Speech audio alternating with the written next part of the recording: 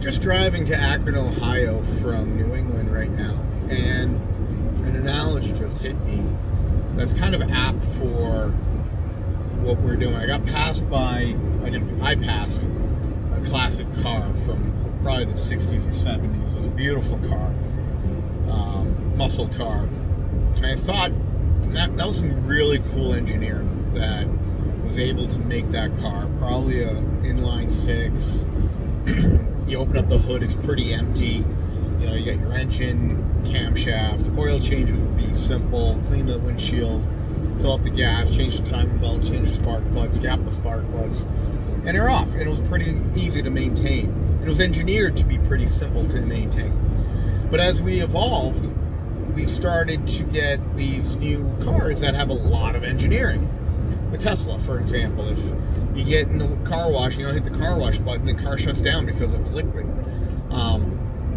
So there's a lot more engineering. It's a lot more sophisticated, a lot more complicated to provide us a lot more ease. There was a Waze car, or one of those cars that don't have a driver, pilotless driver, that was going the wrong way in Phoenix this week. It was all over social media.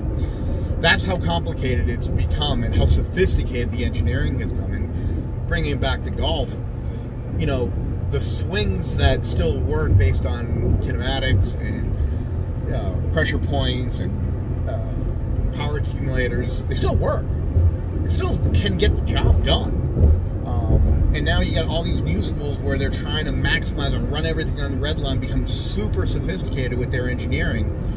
It becomes a lot more complicated. And for a guy who primarily works with better players and even more primarily Champions Tour players who are over 50, you really can't give them any of this sophisticated ground force and timing stuff where you gotta like really get the complex engineering and the sophistication of it to make it work. Because the 67 Chevelle still works.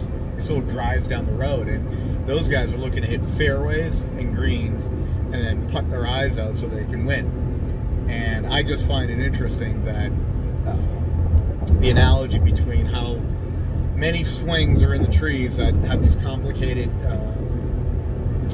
engineering requirements, and the car junkyards are full of cars that have, you know, bad Tesla engines and bad EV engines and all this complicated computer electronics that can't seem to ever fix themselves. Yet the 67 Chevelle still drives down the road with a full tank of gas and an oil change, some spark plugs, and off you go.